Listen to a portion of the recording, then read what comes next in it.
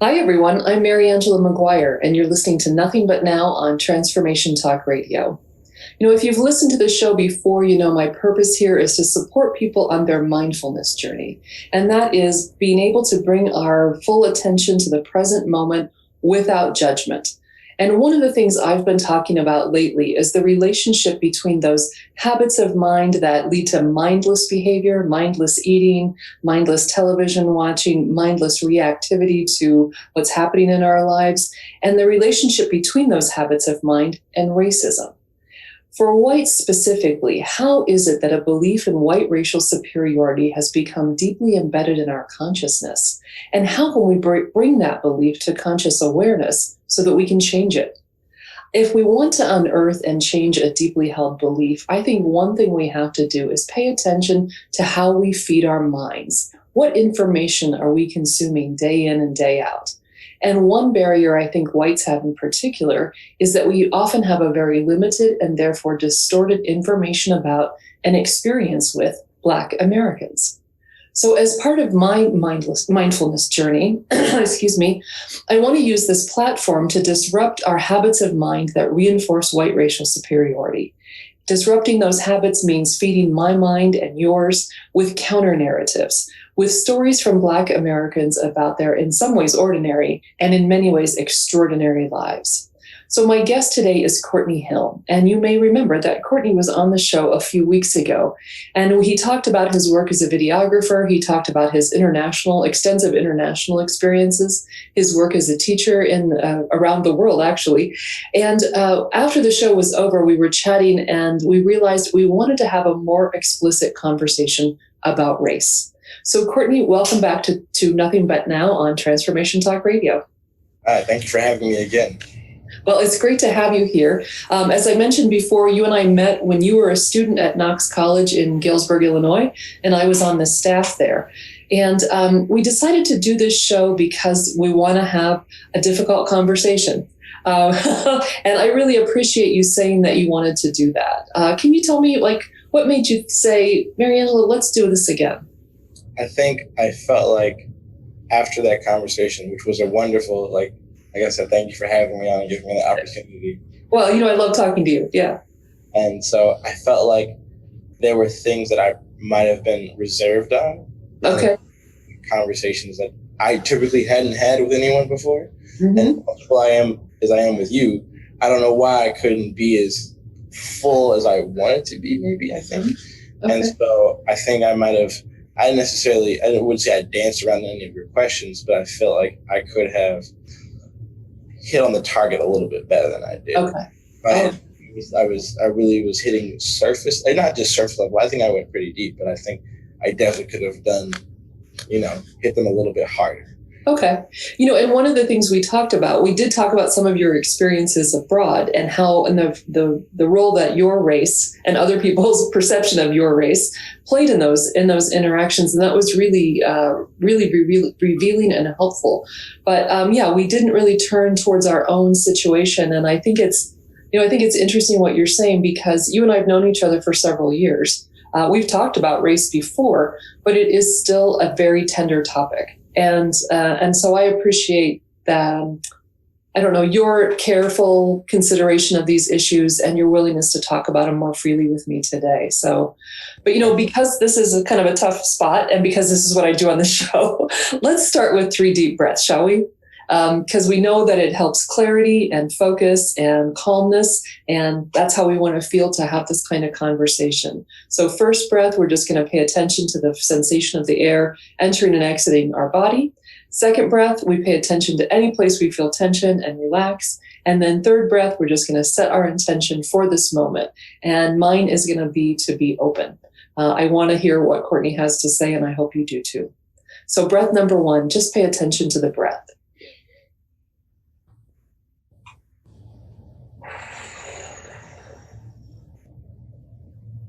Breath number 2, relax.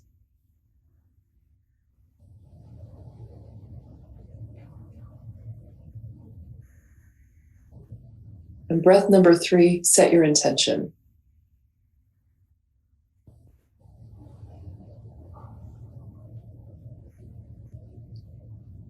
Okay, thanks for doing that. Thanks for doing that with me, Cortney. So my guest today is Cortney Hill, a young man from Chicago, Illinois, graduate of Knox College, alumni of the Fulbright program, spent 10 months in Malaysia teaching English, and a videographer and a teacher now, still working with a pod of fourth graders this COVID season in Chicago. So, Cortney, I want to refer to a story that you told me a long time ago as kind of our jumping off point for this conversation. When early in our meeting, knowing each other, you told me about your study abroad experience in China. And you mentioned that when you were first there, almost immediately you noticed, and you were out in a fairly rural area of the country. Is that right? Yeah, I think so. Yeah. And I'm sorry? I was in Beijing, and I was in a town that's maybe 2 hours or an hour away, but it was definitely less diverse or as global as the city Beijing is. This city was not on the same platform. Yeah. And okay, so you tell me. So tell me about what happened, what you really noticed when you first were in that less cosmopolitan, less diverse area. Even just attest to maybe how I can remember, or maybe I've been in situations, but the fact that you remembered it before I did. Yeah, that's true. I'm sitting here as like, when you told me about that story, I'm like, I maybe it's happened so many times that I don't think about it. Oh, wow. Is that it's just, especially, and maybe it's not the case of I do think about it, but when I'm not in the U.S., I'm not thinking about it as much. Or I am, you know what I'm saying? Like, yeah. It feels like it didn't register with me. And then I'm like, oh, I do remember, right? So It's like, I have more of those experiences, but the more I dig up and think about them. But we had just gotten to Beijing, and we were settling in, and we took a trip to, like, it was a little adventure from studying. Like, we took a break from it, went out and went to the city called Tianjin. I think I said that right. I don't know. But it's like only like an hour away from Beijing. And so when we were there, it was like food festivals. It was like they had markets. They had things for sale on the street. It was just like it was a cool little city. And so little knickknacks. And so I remember I was like getting some food, and a man like took a photo of me as I was like taking a bite of the food. Like, he had been standing there for a minute to the point when I looked up, he had like flashed and was kind of like nodded at me, and then kind of just like looked at the picture to make sure it was like a good picture, and walked away. I'm like, this dude just took a photo of me, right? So it was really random, and I don't think I thought about it as much, right? And I think as the time progressed of me being there, people would come up to me to start noticing it, like being on the train, different places, of people like taking photos of me, like not explicitly, but like kind of like in the cut, like trying to like sneak a selfie. That's what I call it. Like, they were trying to sneak that was the thing, because selfies were still starting to like really pop off, I guess. Right. People would try to sneak a selfie with me. And so me just being me, I kind of jumped in the photo. Like, it was like, because that's you. Right. So that's just me though. Right. And so like, we would jump in the photo, or, I take a photo of them back. Right. Oh, so right. Take a photo of you, and we would laugh at whatever. And so people would come up and kind of get near me and kind of touch my skin, and this is when I was in the more kind of not big city areas, because there is a decent African population in just all over the world in Beijing. But when you get to some of these more smaller cities, or places where people are traveling to for the first time, like, you can really tell if you're not from Beijing, right, from the city, and you're from some village way out, and you get out and you're like, oh, so it's a shock. And I wasn't the only Black person in my program, and there was another girl in the program who was not with it at all. Like, she not. It was troubling to her. Definitely. And I totally could. It was just, it bothered her. People would just come up to her and touch her hair without asking if, people would do this, similar things to both of us. Right. You said they would hand you their babies. That was something that was when I was on the Great Wall. like walking on the Great Wall, like a family. I took a photo with a family, and the mother like handed me the child, like hold in the photo. Right. Wow. Right. Total strangers. My professor was like, at the time, she was like, these people are not from this. Like they're here for this, and they probably might not ever come back to the city. So it's like the baby will at least be able to say, I've taken a photo with a Black person before. You know what I'm saying? Right. Like things that we might find not like the things that we find novelty here that we take photos of. It's the same thing to a culture and a country that doesn't have these things. Right. Right. And I don't think. And to me, I realized that it was from a place of ignorance, but also it was more so of a place of not knowing. Mm-hmm. Right. So they didn't know that it was, you couldn't, because there's like no rules in China to a certain degree. There's like no sense of boundaries. Like if we can get really in detail about subculture, right? The things that are accepted and things that are not accepted, that can go on forever. And the list of unacceptable things that are accepted, it out trumps a lot of things. Right. But things for someone that's not native to the country, that has to experience them in the country, right? Right.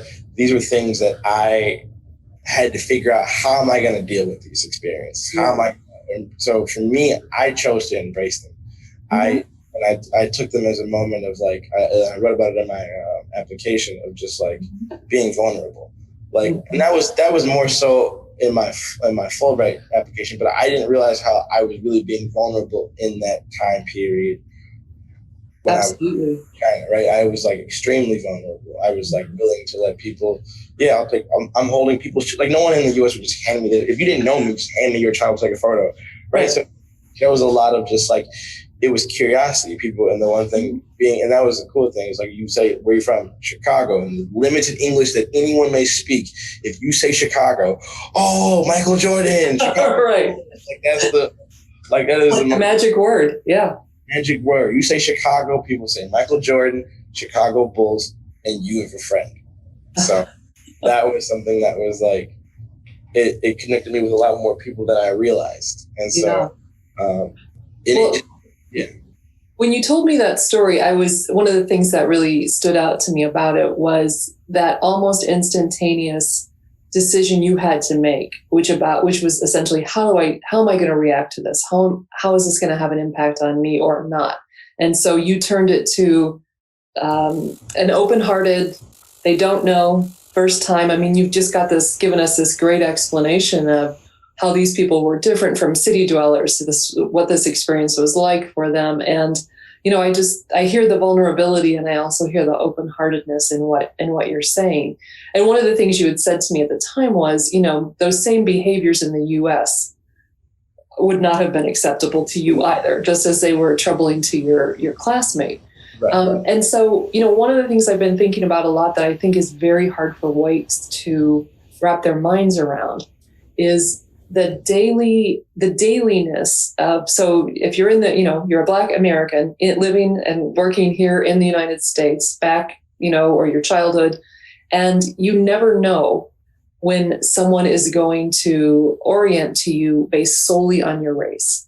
Right. On the one hand, it's inevitable, right? Because you're not naive and you've grown up here. And on the other hand, it can't always be predicted. And I just keep thinking about, what does it take?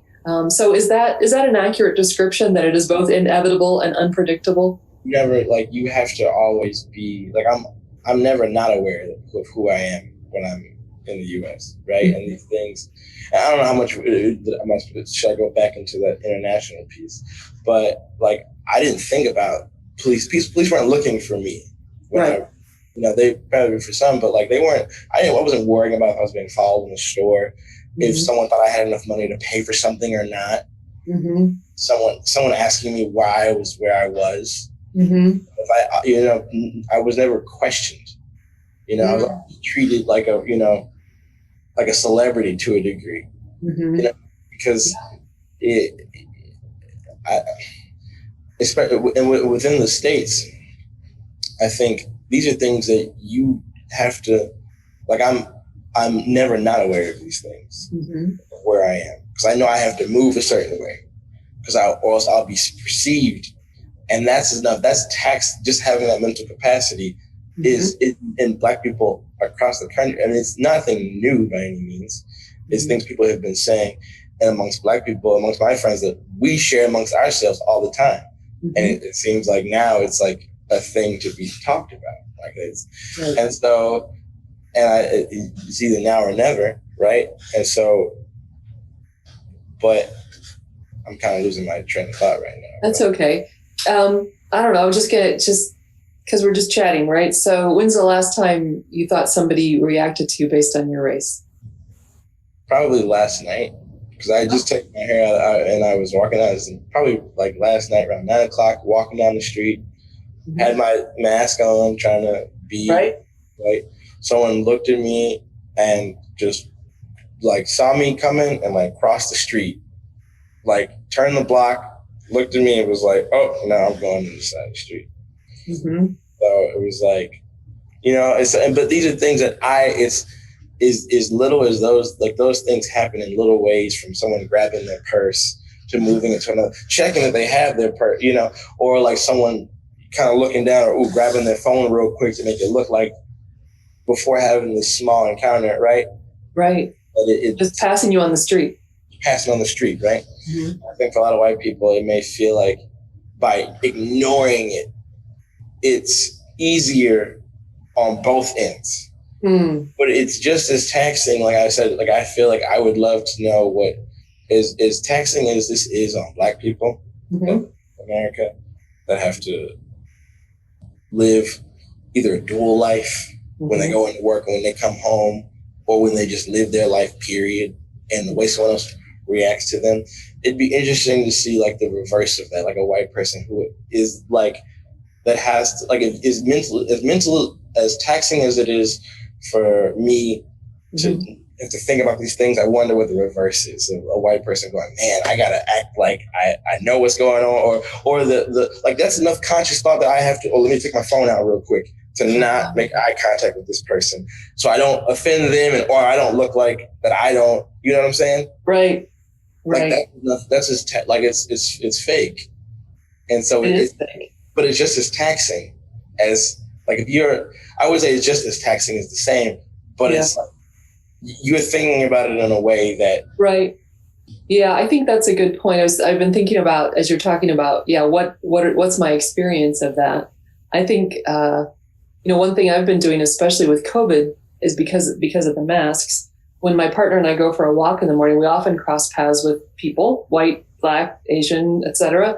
And I try to always say hello, because I think the masks are so dehumanizing, and because I don't want to be the white woman who looks away from the Black man who's crossing her path because she's afraid of him. And I don't want to look afraid. I just want to look, but I also don't want to be the white woman who only says hello to the Black people, right? So there is a little of that. And I think it's very kind of you to notice that there's some effort involved for whites. But of course, the consequences are so different. Right. And that's why like, they're not the same, but it's like the same thought process that you have to go into doing this. Sometimes. When I get home, I go, oof, I ain't got to do this no more. I bet a white person, man, I ain't got to pretend. Like, why use that energy? Like, it sucks that we have to use that energy like that. I absolutely. And I think it's I don't know. There's a lot of shame for me listening to you say that, right? What are you saying? I can't hear you. Oh, no, I'm sorry. I was trying to cut you off, but I'm saying it's everyone. We all do it. You do it. Black people do it all the time, every day, throughout the day. But we don't. No, yes. Right. Yeah. I'm not. It's not the same. It's not the same. Okay. Make sure I'm making it very clear. It is not the same pain. You're not suffering anything. Like, people are not suffering from this. They're not being viewed as, at least in the greater society. They're not. You know what I'm saying? So but it's not the same. But like I said, it's just that same energy that I wish you could just reverse. Right, and wish we could put that energy towards something else. Right. Yeah. I mean, you just think about what. I don't know. I don't want to sound like a Pollyanna about this, but I do think energy is really important, right?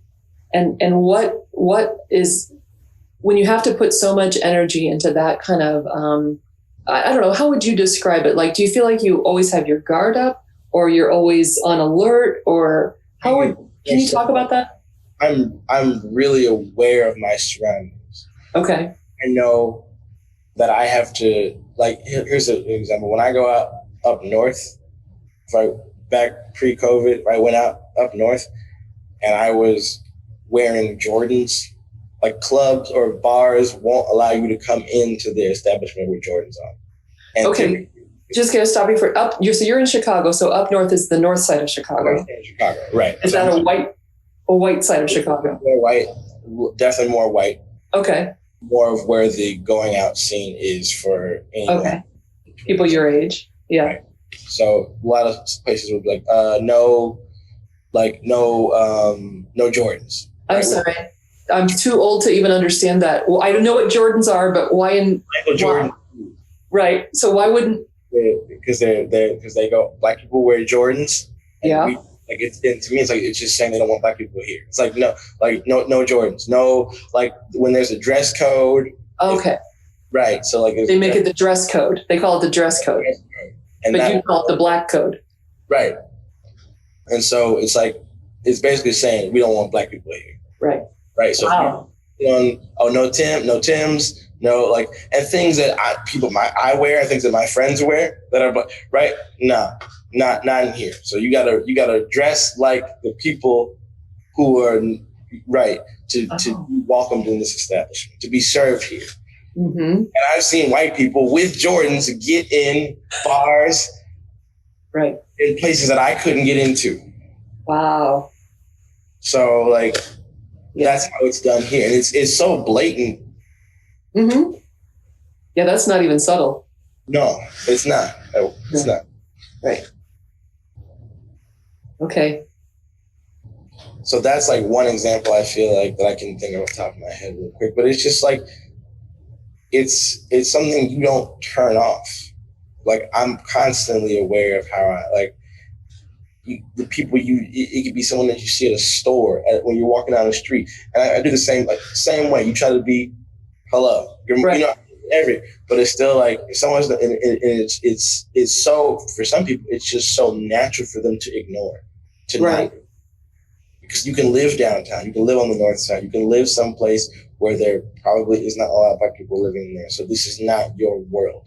So when this come up, you're like, well, it's just like you can easily you can pretend like you not know, but you do know, right? Because you're avoiding it in a different way. Yeah. And I've been thinking about that as I've been doing this series, it is still possible in America to live to go to an all-white school, to live in an all-white neighborhood, to work in an all-white establishment, to have almost zero contact with black people. But that doesn't really explain, cultural norms and stereotypes and, ideas through the media. You don't have to really have a lot of contact to not live by those stereotypes, but it is possible, and to really reduce your contact, and I think just expands your ignorance, and it allows you to make assumptions based on very little information. We were talking about, go ahead. No, you're right. It allows you to make assumptions. It allows you to also, it allows for conversations that may take place in your space, where if it's about people of color, it's about black people, it's about Mexican people. If it's about someone that doesn't look like you, it allows for conversations for no one to justify, there's no voice there. Right. Right. You're only surrounded by white people who only have the white experience, that only have the know of if you just work hard and pull up your bootstraps type. Like, if you just if you can suppress everything else, it can look, you're thinking, well, this is what I know. Right. It worked for me. Worked for my dad, worked for my uncles, worked for my aunts. This is what I know. Mm-hmm. Can't compare. If you can't have a conversation with someone else, then you don't know. Yeah. You can't have a conversation. You were saying, that you never leave your identity at home. And I think the counterpart for white people is that I don't have to think about my identity. I think as a woman, there are places and spaces where I bring that awareness of my vulnerability as a woman into the space, but I don't, and it is exhausting. But it's not the same thing, because there are plenty of spaces where that's not a primary thought that I have in order to protect myself, to be on guard, etc. So I'm guessing that a challenging thing then is meeting new people, new white people anyway. And so, what do you, how do you know when you are in a space with someone that you feel you can trust, that you can not be so guarded or not be so on high alert? I think a lot of the white people like that I know, like, and I think it just from me having, you knowing me, and one, from me being me, but also having the background of growing up with, like I said, I grew up with white people, I grew up with black people, I grew up with Asian people, I grew up seeing things at an early age, going, even from within people's homes, that I'm like, ooh, I couldn't do this in my household. Right. I'm not saying I've been to every, like you're saying, like I only know the people. Right. Right. So just like the conversations that are had, the way you can talk to your parent, like you start learning these little details early on. Mm-hmm. And so, a lot of people that I know really closely are people that I grew up with. Right. And so when I meet new people, right, if I'm meeting white people growing up now, and I hear something out of pocket. And I know what the expression means, but what's an example of it out of pocket? Just like, what's a good example? I'm trying to think of anything recently that I've heard. Like Black people should just stop, or just, like it's like undertoned things. Yeah. Mm-hmm. Like I walked in on where was I? I was on a job recently doing a video shoot, mm-hmm. and it wasn't like these were my friends by any means. These were people I was on a video shoot doing, and they were talking about the George Floyd shooting, mm-hmm. and it was like 4 or 5 like blue collar white guys taking their break. Mm-hmm. I think they maybe had just seen the video or were discussing it or something like that. Mm-hmm. And when I walked in, the whole attitude changed. Oh, because they were right. It was just like, oh, we were talking about church. Like it was like, nah, like it was like he shouldn't have been going for the, it was like, oh well, like blaming excuses for what this officer had done. Oh, like he didn't know. He could, he was right, exactly. Oh. And then when I walked in, the whole conversation, and I'm with the other, and I'm just with my team doing this video, right? With them doing the stuff. Yeah. Even as we're walking up, what the conversation is. Mm-hmm. The conversation just kind of faded into, all right, let's get back to work. Like, okay. So, and that's not necessarily personal, right? You're saying like, if this is what I can hear you saying in front of my face, mm-hmm. I can only imagine what you will say when I'm not there, or when someone's color is not around, right? And those conversations are the ones that you think about and you go, if like you don't want to know, but at the same time you do want to know what people really have to say. Mm-hmm. But they feel like, and it's like either on one side or the other nowadays, and those inner conversations are so suppressed. They're all online now. Like, right. You have at home. You can just read any comments on anything racial on YouTube. Oh yeah. They're open. It's not hidden. No, it's anonymous, but it's not hidden. Right. Right. And I think that's another really great example of the kind of energy burden that Black people face in interpersonal relationships. I think, oh, go ahead. No. Just, and when people I meet, and I think it's more of like if if not just saying you can relate, right? Mm-hmm. You're not saying that you're able to relate, but you're able to understand, or you have like you can, or you. I think more so that people I really connect with are people that had like grown up around other Black people, so they understand mm-hmm. certain things, mm-hmm. right? And so the people that even that I met through Fulbright, or have just even in my adult life now that I've become friends with, are people that are not afraid to have these conversations, that I can that I can open up and be fully transparent with. Mm-hmm. If I can't do that with you, then what's the purpose of this friendship? If we're just open, honest about each other and maybe our differences, right? Right. Like if you're afraid of being looked at a certain way, or don't want to be mistook, or too afraid to even have the conversation. Mm-hmm. I was talking to somebody recently who said he realized, an African-American man, and he said he realized that sometimes he had to start the conversation, and in a way it gave other people, white people, permission to join the conversation and to, participate. So do you feel, I don't know, how do you interact with white people that you're getting to know in a way that, Right. I don't know, do you want them to start the conversation? Do you start the conversation? What do you think? I work, and the thing is, like, and I work around like a lot of kids, right? Right. And so it gets to the point where I think now I've never had a problem with children in these conversations. I think now kids are growing up and they're having these conversations at home, right?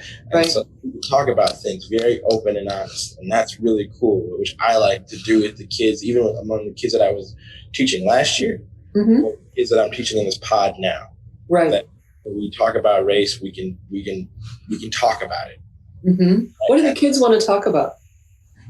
We haven't really, it's part of our social study, or at least their social studies experience that I'll be helping with. We're talking about some of Black history and Black Lives Matter and things that are going on right now, and this election and the conversations that they may be hearing and not understanding what people are saying, or the things people are saying that they don't, So we're being fully open with this. And so these kids are aware too. Oh yeah. So great. We try to, if these kids can be aware, there's no excuse for an adult in America. As much as I say it's no excuse, people will cover their, like they will pretend like they don't know so hard to just accept it amongst another group of people that think it doesn't exist. I started teaching maybe I guess more than 25 years ago.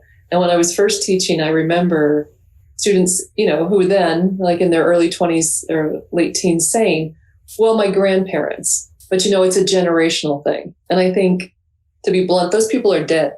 So what's our excuse now? Because we used to make an excuse for the elderly, and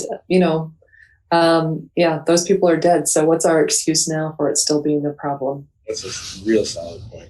Yeah. Are we still holding on to values that our great ancestors held on to about a view of a certain group of people? Right. But we still hold on to these, and it's the fear of not being accepted. Like it's the shelter. It's like you're stronger with numbers, right? So if I don't fully agree, I can see why people act the way they act, or who are so anti-Black Lives Matter or Blue Lives Matter, right? Like people who refuse to admit to like even understanding or willing to understand instead of just attacking, being defensive. Because if you're not included in that group, you're one of them. You get what I'm saying? Yeah. You're viewed as, whatever. Huh. So you think people are sort of still protecting themselves in ways by staying, in a particular group. Yeah. And kind of the illusion you can stay that way for the rest of your life and be okay. Right. But it'll protect you. Yeah. Yeah. To help you in the time of need, when something happens. Right. Right. Yeah. Well, yeah. And I think I just keep thinking about the whole use of energy, just the incredible amount of energy that's used for an African-American person to stay safe and emotionally and mentally whole in this society. Unbelievable. And to stay sane. Right. Exactly. Yeah. So can I go back to when you see somebody cross the street, when I work with, we work together and that I concern myself with how their inner dialogue, right? So when you see somebody react to you that way, how do you not take that in and make that be about you? Like, how do you keep yourself whole in that moment and not feel less than? Yell something out or yell to start something, or to be like, hey, I saw what you just did. Like, I'm aware of it. Like, how do I? Do you? I have done that before. I didn't do it, and I don't often. I know, and I think that's just I notice more than I say. Right. Right. So if someone does something to me in that type of matter, as little as unless it's something that I'm like, oh no, we're here, because it happens so much every day. If I addressed every single one, I would have nothing left for me. Right. Right. I can choose what I'm like. all right, this is, or like even if I know the situation I'm walking into, right? I'm like, oh, this is where this is going to be for me right here. Let it be a job, let it be a competition, let it be getting started. Like, can I get that table at that on this side of the restaurant? Oh, it's already reserved, and see someone else come in and get that table that you asked for, right? Oh no, I need to talk to your manager right now. Like, it's that those are the type of ones that it's just like, I'm not going to be sit here and blatantly in my face treated like this. Yeah. Right? But, I just want to say, okay, so that's such a great example. When I'm in a restaurant, and not that it's been ages, right? But when we used to go to restaurants, I can think about, let's say I get a dinner and I don't like it or something wrong with it. There's a level of adrenaline that starts to course through me when I have to say to a server, there's a problem. And so if I'm imagining being in a situation where I'm going to say to a server, the host, I need to see your manager, I know that my heart's pounding, my adrenaline is going. And I think to imagine doing that and facing that question, am I going to use my energy this way over and over and over again? Is it worth it this time? Is it not worth it this time? Do I let it go? Do I address it? Courtney, it's infuriating to imagine having to live that way day in and day out. It just makes me angry, just really angry.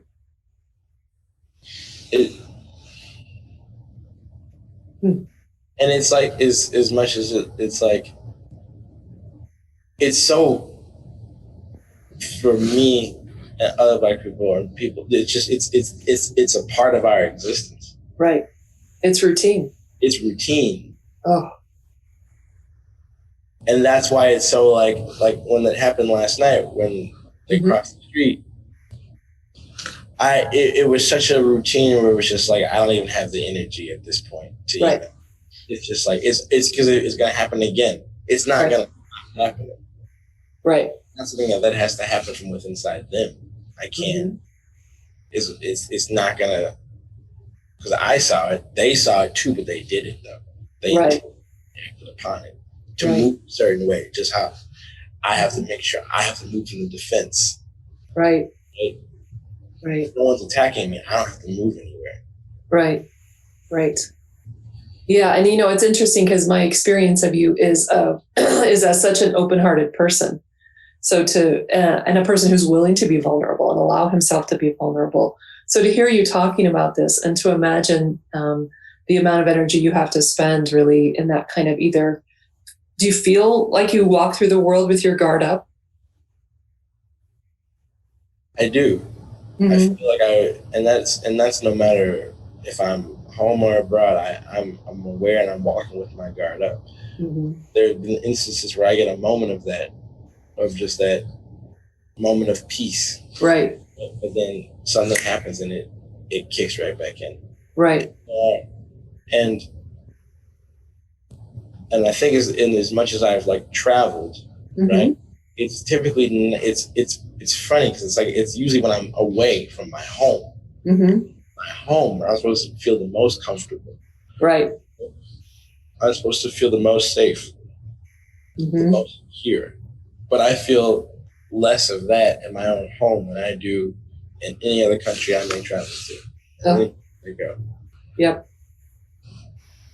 Yeah. And then I think, I kind of imagine you going home and like literally to your home where you live and closing the door, and that there's peace in that. But then you turn on the television and you see what's happening, and there's not even peace at home then in some ways. It's not, and it's nowhere, and it's all over this country. Right. Right. So it's not like it's just like, it's just this area. It's the country. Oh yeah. You live in Chicago and you see it every day. You experience it every day. The great North. See that have never been here, but will take what they see on television or what they heard or from the one time they were in Chicago of what they think about Black people, what they think about police, what they think about what's going on in the world. And they have never walked or tried to listen to someone that was Black that had to walk in those same shoes or walk in those shoes that they don't want to take 2 seconds to acknowledge even exist. Right.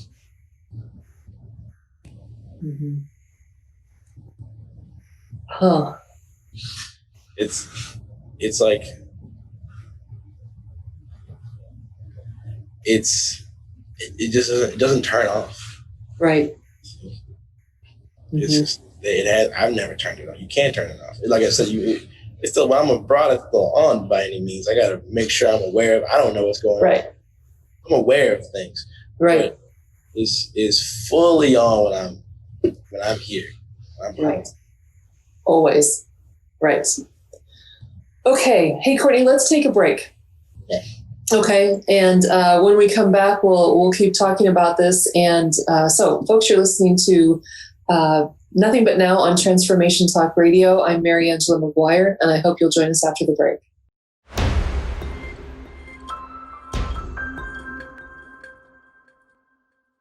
Hey everyone, welcome back to Nothing But Now on Transformation Talk Radio. I'm Mariangela Maguire, and I'm here with my guest, Cortney Hill. Cortney's a videographer and a teacher in Chicago, Illinois. Cortney was on this show a few weeks ago, and we talked about his incredible experiences teaching abroad and working and studying abroad, but also his work as a videographer. And after the show, we decided we wanted to come back and have a follow-up conversation to talk more directly about his experiences as a Black man in America, as a native of Chicago who lives there now, what his life has been like, what his experiences have been like, so that he's part of my Voices Project and bringing, for white people, conscious awareness to our deeply held beliefs about white racial superiority, hearing counter narratives from people beyond what we see in the media to get a better sense of people's lives, so that we can feed our minds with reality rather than just mediated images that are packaged for us. And also, I'm hoping for Black, Indigenous people of color who are listening, that they're hearing from people who look like them, who speak like them, who have experiences like their experiences. So, Cortney, thanks for being here today. I've really appreciated our conversation. Thank you for having me again. Yeah. So one of the things that we talked about earlier was some of the ways that you make sense of what it means to be a Black man in America and the challenges. And you said, and that this was interesting to me, that humor has been really an important part of your life, that it's been actually kind of I don't know, you talk to us about what role has that played in your life? Humor, like comedy, stand-up comedy, I think has gotten me through, like, is music helps people get through troubling times. Comedy has helped me get to where I am now. Really? Yeah. Like, comedy is what I'll listen to before bed. Just stand-up comedy. Really? Oh. I used to go to, like, people would listen to music to fall asleep. I put on stand-up comedy to fall asleep. Really? Okay, that's new to me. That's cool. I used to put on any and everything that I could find. Or even comedians that I really liked, I'd like re-listen to their stuff. And I think comedy it's pain, like it's suffering, it's hard times, it's hard stuff to talk about, right? And it's or things that are not talked about, or things that you shouldn't talk about. Comedy is so many things. But I learned a lot about race relations through comedy. Okay. People like Dave Chappelle, Richard Pryor, George Carlin, like these are heroes that I look up to in the sense of being honest, being vocal, being connecting dots. Right? And that's such a real cool thing, is when you connect the dots about something, or being able to take something that is maybe taboo, or things that are there in the room, and being able to discuss them talk about them on stage in front of people that are like, everyone's thinking it, but no one's saying it but that person on stage. Yeah. Right. We all know, like, and that's the one thing that, like, so comedy has helped me relate to, or help me understand my Blackness in America, right? When it comes to, like, just different jokes that I've heard along the way. But yeah, I'm trying to, like, think of one off the top of my head as we discuss it. But I think the more we talk about it, one will come up and I go, oh, there's this joke that so-and-so says. Yeah. Well, you mentioned a story, or I guess a joke that Wanda Sykes tells about, Oh, yeah. I forget it. Wanda Sykes is a joke about just the perception. Right. What's white perception? And it's like you can see a white man running down the street with a ski mask on and a money bag with money flying out like it's a cartoon character, and someone can look at him and go, huh, he must be trying to make it to the bank before they close. It's just like, right. Things that would not be perceived the other way around. Yeah. And you told me that I'd heard that one before. I really love Wanda Sykes, and but it made me think about those differences in experiences. Like I can walk into a store that I think is kind of out of my price range, or that I walk into a store that's in my price range, but maybe I'm not dressed very well because we dress kind of sloppily when we travel, my partner and I. I have had the experience of somebody working in the store look at me like, you don't belong here, but I have never in my life thought that person imagined I was going to steal something. I have never had that person follow me through the store. And I think, to me, that's the illustration that Sykes has in that joke. Yeah. Like it's, and we're all aware of it too. Right. Yes. It's not like it's a hidden secret. We can all sit, and if everyone's laughing, that means everyone understood. Right. Yeah. Right. That's a great point. And that's where comedy is such an important part. Is like, that's like the only place I can think of. I don't even know now. I think now definitely, but like, comedy's changing so much. Yeah. I think we're being called out a lot more now that wouldn't be called out beforehand, in the sense of just like comedians could just be comedians, right? And now they're worried about their things that they're talking about. But I think that's exactly the case, where it's just like when you hear everyone laughing, that means it's understood, recognized. I'll agree that this is funny for this reason, because we know what it means, or the reality of it. Right.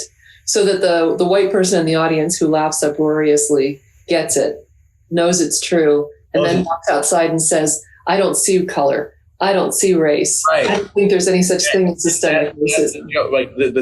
That's the joke. Right. And if you really believed those things, you wouldn't get the joke. Exactly. Right. Oh, that's yeah. Okay. I keep thinking about you going to sleep listening to comedy, and that there's something soothing about that. It helps me as I connect the dots. Right. That's so cool. I grow up as I get older, and I'm like, okay, what are the things that I have noticed from my experiences in the world as being a Black man in this world, on the ways that I'm treated and how I'm treated differently in certain places. Right. And how people approach me, and how people will address me and talk to me, or or when I walk down the street, they'll look at me in a certain way, or if I go into a store, how they'll treat me, right? And so, like, Dave Chappelle's got a really good joke about that, where he walked to this restaurant in the South, and it was just like, I'll have, and the guy goes, the chicken, and he's just like, what the fuck? That was racist. And so, I don't know, I'm sorry I couldn't say that, but it was just like, that's the joke. Like, that's one of my favorite jokes, because he's like, I did want it, but you knew that though. It's just like, it's like, that's the reality of like two people who don't know each other. Right. But can understand each other without having to say it. Yes. Yeah. You get what I'm saying? Like but being able to express it in a way. Right. Yeah. And if I'm following you, so that for Chappelle, yes, he did want the chicken, but he doesn't want people to make assumptions about what he wants to eat just on the basis of his race. Exactly. Yeah, exactly. Yeah. Just like none of us really want people to make assumptions about us based on something that's kind of arbitrary. And Black people are different. That we don't all have the same thing. We all may share similar experiences with certain things, but we all have to walk different shoes in this world. But we're all viewed, like we have to go through our different experiences no matter where we are. Yeah. it's like there's a comedian I listen to a lot who is his name is Patrice O'Neill. He's passed away, but he has a lot of bits of just growing up in Boston, right? Oh. He grew up in Boston in like the 80s or the 70s, and he talks about in a lot of his old radio show. He talks about his like the passive aggressiveness that Boston has towards black people. Oh, okay. So like listening to his stories about growing up in Boston, right, and being accused of things or having people just pass him on the street like he didn't exist. And these are things that he didn't understand as a kid, but as he got older, he started to understand a lot better, right? Or he did understand them, but it was just like listening to his stories about what it was like growing up in Boston makes me like to kind of go, well, how is that similar or different to my black experience in Chicago? Right. Or someone else is in LA, or like, that's why, Yeah. And I think that's what one of the things you point to with this that I think is so critical and is so hard for white people to hold on to is that the incredible diversity of experience among black people, which is only logical just as there's incredible diversity among the experiences of white people. But what black people in America tend to have in common is how they are treated by white people. Which is universal. See, it was universal. Yeah. And it was like, how is it, and how, if that's universal, how is it still not gotten? How is right, exactly, right. Not as common as it is, how is it still like, oh, I see what they're like. Right. It's like a veil that's made of steel or something. It's thin as it is as it's right there. Mm-hmm. Right. And that's, I think that's really an important point that you're making, and that we as white people tend to overlook is that it is so painfully, and I use the word intentionally, it is painfully obvious. If you're African American, it is painfully obvious, and you can't ignore it. But I can choose to ignore it if I want to, and that's black people get through it. And I think that's why I listen to a lot of this, like the comedy, or like is they make fun of it, right? It's like, and that's my way of coping with it. Yeah, is through laughing about it, laughing at people about it, laughing at the situation itself. Mm-hmm. And that's what helps me, because you could turn anger into hate. I mean, you can turn anger into, like, it's just like, I could sit there with that angerness and let it build up inside of me. Mm-hmm. And then, like I said, like the energy, I have nothing left then. Right. But to making someone else aware of it, or connecting the dots, right? When you can help someone else connect the dots and see it in a different light, then you're doing something, I feel like. Yeah. It starts that starts the conversation. And I think a lot of the things like you were asking me about, like people who I am close with now, is that, or white people that I'm close with, in a lot of ways, we can talk about things in this comedic way. Right. Not black. Like if you understand comedy like I do, understand comedy in general, or at least the things that I can listen to, then I think that, like, for me, it's like, okay, we can laugh at this because we both understand. Right. And we both understand where the other person's coming from. Exactly. Yeah. Cortney, as usual with you, time flies. But I am so grateful to you for having this conversation with me today. Folks, if you would like more information about Cortney's work as a videographer, go to CortneyHill.com. It's at the bottom of your screen. And so I hope you'll come back again. I think we should keep having this conversation. So any final thought? We might not have time, but you go ahead. No, just thank you. I think after our first conversation that we had, and we talked on the phone, and then even talking on the phone prior to this one, I really felt like I was, as much as we talk about vulnerability in situations, comfortable as I am with you, I'm being really vulnerable right now. I know. And it feels good. And I need to have this type of conversation. And not saying I'm not having these conversations, right? Maybe I need to be having them more with other people who are trying to you get what I'm saying? Yes, I do. Like, if that first conversation was more about me, this one was, I wanted to make sure I went deeper on the subject matter that was there, I'm like talking over myself now. You're fine. What I wanted to say is I feel good now. I feel really good. I feel like I was like those questions or the answers that I might have danced over, like I said in the beginning, Mm-hmm. I didn't do that this time. Like, I'm really trying to, and I want to make it as comfortable. It's like, no, it's okay to be uncomfortable. Yeah, it is. Bro. Yeah. Bro, and I have to remind myself that too. Right. I don't want to offend anyone, but no, you got to offend somebody to get to understand somebody. It's true. Oh, thank you. Thank you for being here today. Thank you for having me. Yeah. Okay. Thanks, folks, for listening to Nothing But Now on Transformation Talk Radio. See you next week.